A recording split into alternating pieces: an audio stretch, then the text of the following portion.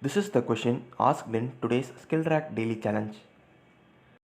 So first we have to accept our input, and then we have to accept every k cross k submatrices diagonally from top left to bottom right. So first we will be updating the top left to bottom right submatrices from the last row. So after that, half of our matrix would have been formed, and for the remaining half we will be updating from the first row. And then we have to replace the characters in the circular fashion. Suppose while replacing the characters, if we reach Z, then the next character must be A.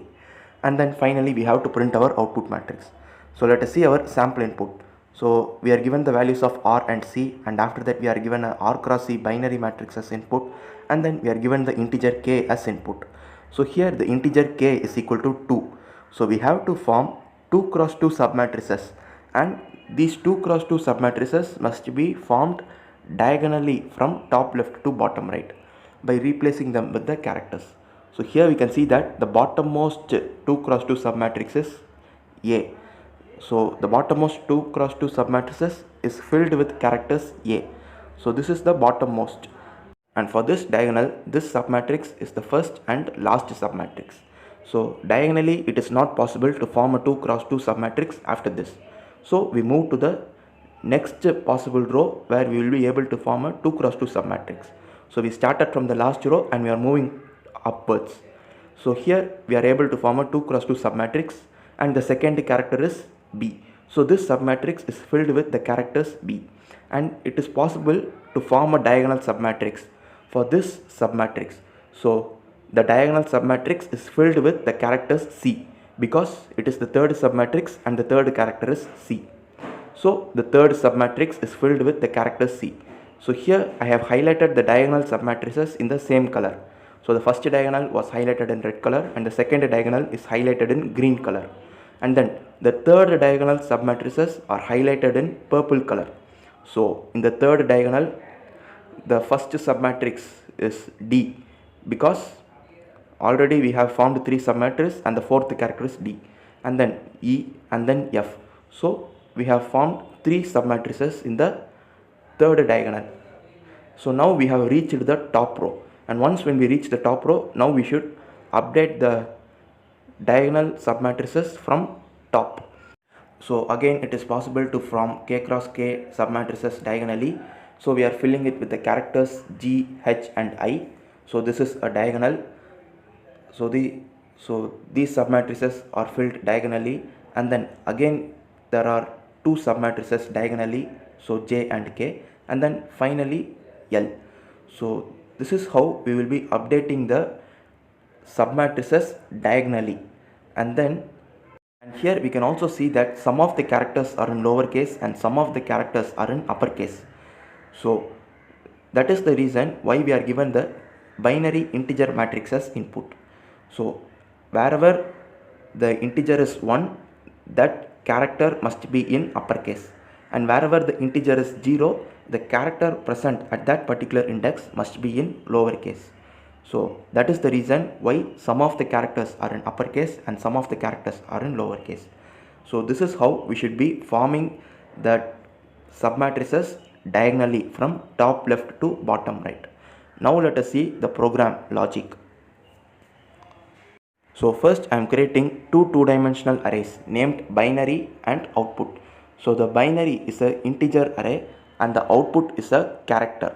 So we will be storing our output in this character array named output, and the both two-dimensional arrays are of size 51 cross 51. So we have defined both of these two-dimensional arrays outside the main function, because whenever we define like this, we can use them from any part of our program. And then I have created a function named update, which accepts 4 integer and a character ch in its arguments. So what this function does is, it replaces the characters in this range with ch. So we are creating a nested for loop in this function. So the loop iterates from starting row to ending row, and the j loop iterates from starting column to ending column, and in every iteration we will be updating our output matrix at the index ij. So if the binary at the same index is equal to 1, then we have to replace it with uppercase of ch. else we will be replacing it with the lowercase of ch. So that is what we are doing inside this function update. So now let us start with our main function. So first we will be creating three integer variables named r, c and k, and then our task is to accept our input values r and c, and after that we have to accept r cross c integers and store in our binary integer array, and then we have to accept the k as input. So now we have accepted our input, and now we are going to update the k cross k submatrices diagonally from the last row. So I'm creating a variable named starting row, and I'm assigning it the value r minus k. So that would be the starting index of the last k cross k submatrix. So we are starting from the last row, and I'm setting starting column is equal to 0, and the first character must be a. So I'm setting character ch is equal to a. So now we have to start from the bottommost k cross k submatrix, and we have to move to the topmost k cross k submatrix, and while moving topwards we have to update the diagonal k cross k submatrices. So this is what we need to perform. So I am creating a while loop. So this while loop will be iterating until we reach the topmost k cross k submatrix. So after the execution of this while loop, half of our output submatrix will be updated. So this while loop will be iterating until starting row is greater than or equal to 0, and in every iteration we will be decrementing the variable starting row for k times. Only then we will be moving up k times, and in every iteration I am also setting the starting column is equal to 0, and then I am storing the values of starting row and starting column temporarily in two more variables named row and column, because we will be updating the values of the variable. Suppose if we don't store these values temporarily, then our values will be deleted. So that is why we are temporarily storing the starting row and starting column in a variables named row and column. And after that I am creating another infinite while loop. This infinite while loop we will be incrementing the value of row and column by k times in every iteration, and also we will be checking whether if row is greater than or equal to r or column is greater than or equal to c, and if any one of this condition is true, then we will break, because this is an infinite while loop and we have to break manually. And then in every iteration we will be updating the characters. So for every diagonal submatrix we know the starting index and the size of submatrix. So with that we can easily determine the ending index. So within the arguments I am passing the starting index row and column, and the ending index would be row plus k minus 1 and column plus k minus 1, and the character we need to fill it with ch. So I am passing ch, and in next iteration we have to replace it with the next character. So I am using ch plus plus. So this is how we will be updating the characters, and we have already seen how this function update works.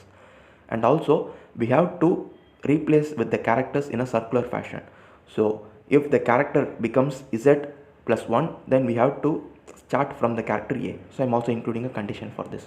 So the inner while loop will be iterating through the diagonal k cross k submatrices and replace with the character ch. The outer while loop function is just to iterate through the starting index of all the k cross k submatrices from bottom to top. The inner while loop actually updates the diagonal k cross k submatrices. So this while loop would have completed half of our output matrix. So we would have reached from the bottom to the top k cross k submatrix, and now we have to start replacing from the top submatrices. Again I am updating the values of the variables starting row and starting column. So I am setting starting row is equal to 0 and the starting column is equal to k, and again I am creating a while loop. So this while loop will now be iterating until the starting column becomes greater than or equal to c. So I am including the condition less than or equal to c minus 1, and in every iteration I am incrementing the value of starting column k times. As usual I am storing the values of starting row and starting column in the variables row and column, and then I am creating infinite while loop, and within the infinite while loop again we have to implement the same logic which we have implemented above. So when we do like that, the inner while loop will update all the diagonal k cross k submatrices, and after the execution of this outer while loop we have our output stored in the character two-dimensional array named output. So we have to print it, so that would be our output. So this is the logic for today's daily challenge.